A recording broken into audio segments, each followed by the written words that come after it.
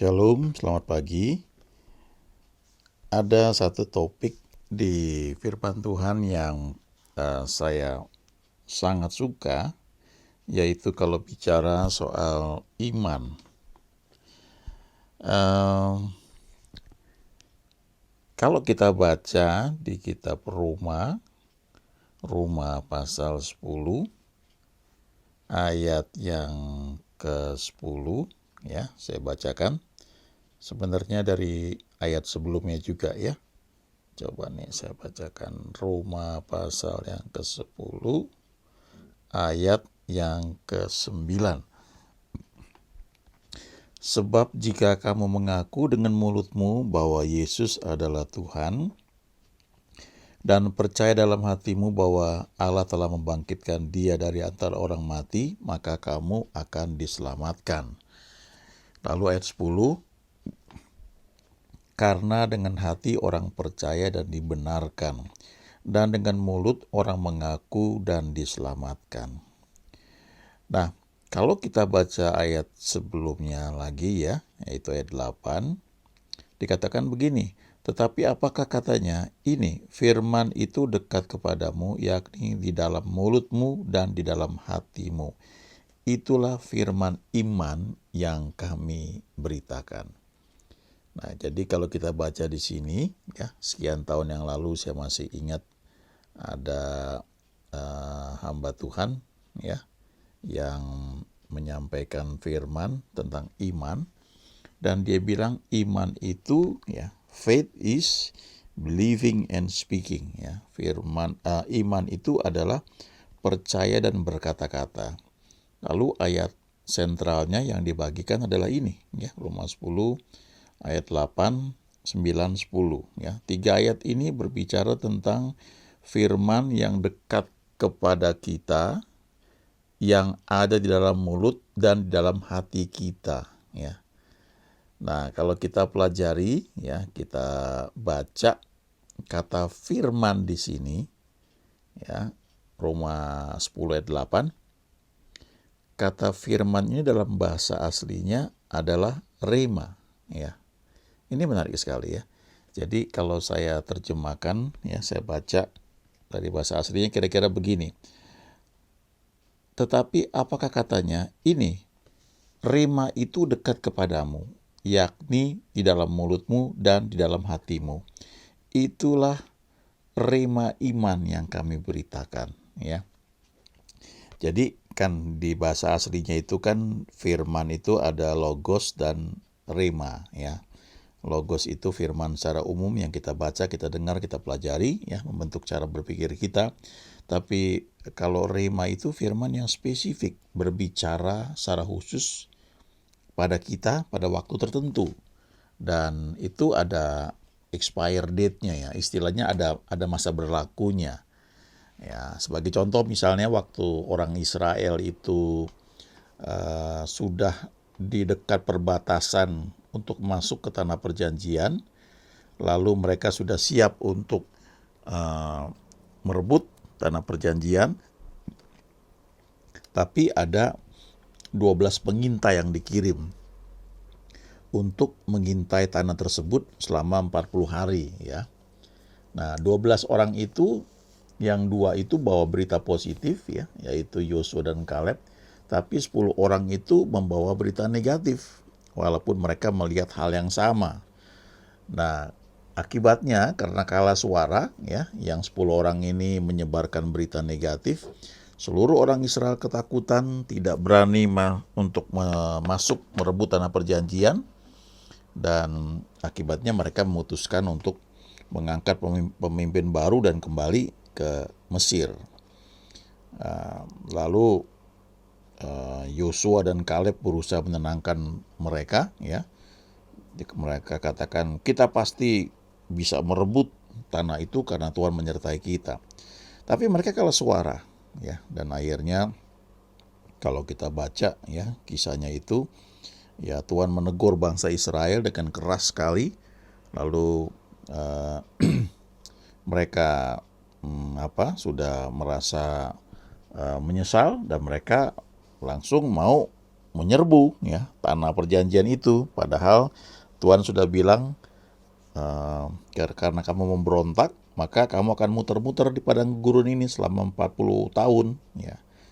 Nah, ketika sudah dibilang seperti itu, baru mereka mau menyerbu tanah perjanjian dan nggak berhasil. Ya, jadi artinya ketika ada timingnya, ya satu firman rema itu ada masa berlakunya ya. Kalau kita nggak lakukan apa yang diperintahkan itu, maka di kesempatan lain yang kita dapatkan sebelumnya menjadi rema itu belum tentu berlaku lagi ya. Itu firman rema. Nah, kan di sini di breakdown ya istilahnya, kalau yang iman itu terdiri dari ini ya. Keputusan untuk percaya, dan kemudian kepercayaan itu diekspresikan lewat mulut ya. Di ayat 9 yang dikatakan ya, sebab jika kamu mengaku dengan mulutmu bahwa Yesus adalah Tuhan dan percaya dalam hatimu ya. Jadi mulutnya ini mengaku apa ya? Mengaku apa yang dipercaya dalam hati. Jadi yang keluar dari mulut itu adalah luapan hati kita ya. Kemudian di ayat 10 dikatakan, dengan hati orang percaya dan dibenarkan, dan dengan mulut orang mengaku dan diselamatkan. Nah, jadi keputusan untuk percaya itu ada pada kita ya, di dalam hati kita ya, lalu diekspresikan lewat mulut kita. Nah, setelah kita percaya, kita ekspresikan ke apa yang kita percaya itu, maka proses keselamatan itu berlangsung. Nah, kata keselamatan ini tidak hanya berarti nanti saja ya, waktu kita di surga ketemu dengan Tuhan, tapi itu berlaku juga selama kita hidup di dunia ini ya. Kata aslinya nih soteria ini diterjemahkan tidak hanya keselamatan yang akan datang ya, tapi ini juga berarti semua berkat, semua kebaikan yang disediakan Tuhan Yesus kepada kita ya. Itu termasuk dalam arti kata soteria ini, keselamatan ya. Di sini ada deliverance ya, ada safety, salvation ya. Ada semua yang Tuhan janjikan ya, hal-hal yang baik. Nah, itu bisa kita miliki ketika pertama-tama kita percaya dulu pada firman yang Tuhan berikan kepada kita. Ya, kita mesti belajar firman-Nya, mesti dengar firman-Nya, lalu kita putuskan untuk percaya, baru kita akui lewat mulut kita. Ya. Nah, kalau dari awalnya kita nggak percaya, ya nggak jadi. Ya. Saya ingat, ini kisah sudah lama sekali ya. Saya punya teman ya, adik kelas ya, itu ya kayak anak rohani lah yang saya bimbing. Dia waktu itu mau ujian ya, ujian akhir dari pelajaran di kuliahnya. Dan dia bilang tolong doakan karena dia agak tegang, karena dia nggak lulus. Jadi dia agak tegang sekali di ujian akhirnya itu ya. Bahkan seorang temannya bahkan puasa untuk dia ya, ketika dia ini orang mau ujian. Nah, yang menarik adalah begini ya, adik rohani saya ini ngomong begini, saya doa dan saya bilang sama Tuhan, Tuhan beri buat perbedaan antara orang-orang yang kenal Engkau, yang melayani Engkau dengan yang tidak ya.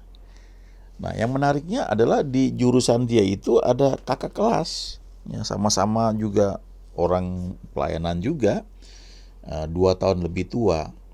Jadi kakak kelasnya ini sudah 2 kali ujian ya, belum lulus. Nah, ketika yang ketiga kali ini bareng-bareng ya, 2 atau beberapa kali, saya kira minimal 2 kali ya, karena memang usianya 2 tahun lebih tua ya daripada adik rohani saya ini.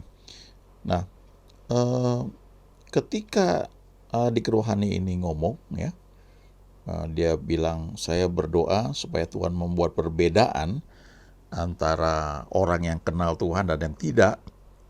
Ini kakak kelasnya bilang, wah kalau begitu Tuhan gak adil dong kalau Tuhan buat perbedaan. Jadi artinya dia nggak percaya ya, dia nggak percaya bahwa ada janji, yang Tuhan sediakan, bahwa Dia membuat perbedaan. Ya, kalau dipelajari banyak ayatnya ya, tapi saya tunjukkan aja lah salah satu yang paling jelas ya. Itu ada di kitab Maleaki. Ya, coba nanti renungkan ayat ini ya, supaya menjadi salah satu ayat yang kita pegang dalam kehidupan kita. Ya, itu ada di Maleaki. Biasanya kita kalau dengar Maleaki mungkin mengenai perpuluhan ya. Tapi ini Maleaki pasal 3 sama ayatnya, pasalnya pasal 3, tapi ayatnya beda nih ya. Ayat 16 ya, 17 dan 18 ya. Maleaki 3 saya bacakan. Beginilah berbicara satu sama lain orang-orang yang takut akan Tuhan. Tuhan memperhatikan dan mendengarnya. Sebuah kitab peringatan ditulis di hadapannya bagi orang-orang yang takut akan Tuhan dan bagi orang-orang yang menghormati namanya. Ayat 17, mereka akan menjadi milik kesayanganku sendiri, firman Tuhan semesta alam, pada hari yang kusiapkan. Aku akan mengasihani mereka sama seperti seseorang yang menyayangi anaknya yang melayani dia. Nah, perhatikan ayat 18. Maka kamu akan melihat kembali perbedaan antara orang benar dan orang fasik, antara orang yang beribadah kepada Allah dan orang yang tidak beribadah kepadanya. Ini salah satu ayat yang menjanjikan bahwa Tuhan itu membuat perbedaan ya, antara orang yang kenal Dia, yang melayani Dia, dan yang tidak ya. Jadi adik rohani saya ini klaim ya, dia bilang Tuhan buat perbedaannya, tapi kakak kelasnya nggak percaya, walaupun sama-sama Kristen, belajar Alkitab juga ya. Dia bilang kalau Tuhan buat perbedaan berarti Tuhan nggak adil dong ya. Dia mungkin lupa bahwa ketika orang Israel ada di Mesir, di tanah Goshen, ada 10 tulah yang kena kepada orang Mesir, tapi orang Israel dibedakan ya, tidak mengalami apa yang orang Mesir itu alami. Ya, ada banyak ayat di Alkitab yang menunjukkan hal itu. Nah, masalahnya mau nggak kita percaya? Itu hal pertama. Kalau kita dari awal udah nggak percaya, ya nggak ngalami. Ya, kadang-kadang kan misalnya cukup sedih sih ya. Orang-orang kadang-kadang cuma mengutip satu kata-kata, ada satu hal mungkin yang kurang pas langsung dicap, wah ini nggak benar ya. Kadang-kadang ada yang menyebutkan, wah itu teologi kemakmuran misalnya, tanpa pernah belajar apa sih yang disebut sebagai teologi kemakmuran? Apakah memang bisa dipisah-pisah gitu ya? Ada teologi kemiskinan, teologi sengsara, teologi kemakmuran, ya nanti ada lagi ya macam-macam istilah ya. Kadang-kadang ketika sudah diberi label seperti itu, sebagian orang langsung menutup hatinya, nggak mau belajar lagi ya. Sebenarnya yang dituduhkan seperti itu apa ya? Nah, kalau kita pelajari, ada nggak di Alkitabnya? Nah, kalau dari awal kita sudah memutuskan nggak percaya, ya bagaimana kita bisa menerima apa yang Tuhan janjikan? Ya, jadi pertama itu keputusan untuk percaya dulu, itu ada di hati kita. Lalu yang kedua, ya ucapan kita. Ya, ucapan kita itu seharusnya sejalan dengan apa yang ada di hati kita, yang kita percayai. Makanya ketika Tuhan Yesus mengajarkan tentang doa ya di Markus pasal 11, dia bilang, apa saja yang kamu minta doakan, percayalah bahwa kamu sudah menerimanya, maka hal itu akan diberikan kepadamu. Ya, dan dikatakan juga kalau kamu berkata kepada gunung ini, ya, beranjaklah dan tercampaklah ke dalam laut, asal tidak bimbang hatinya, bahwa apa yang dikatakannya itu akan terjadi, maka hal itu akan terjadi ya.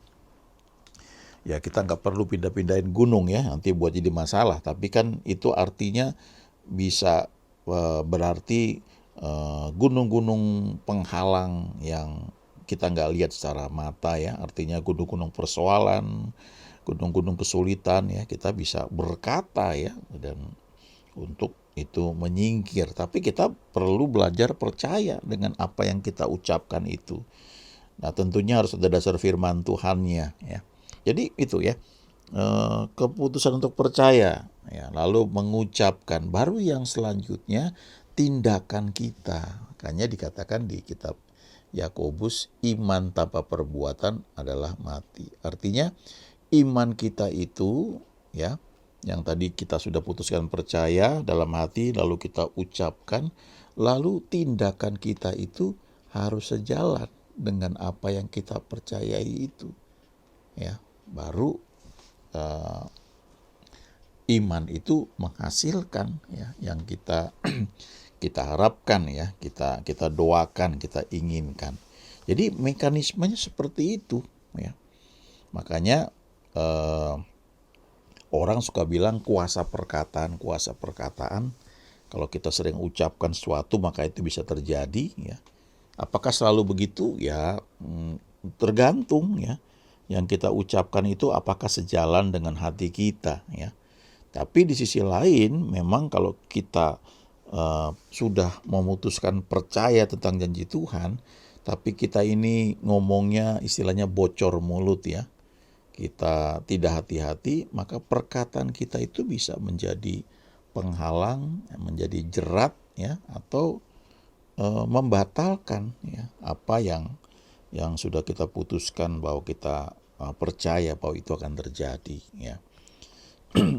Itu juga yang terjadi pada kisah Imam Zakaria yang waktu dia sedang bertugas, kemudian ada malaikat menampakkan diri dan berkata bahwa istrimu yang namanya Elizabeth itu, ya, dia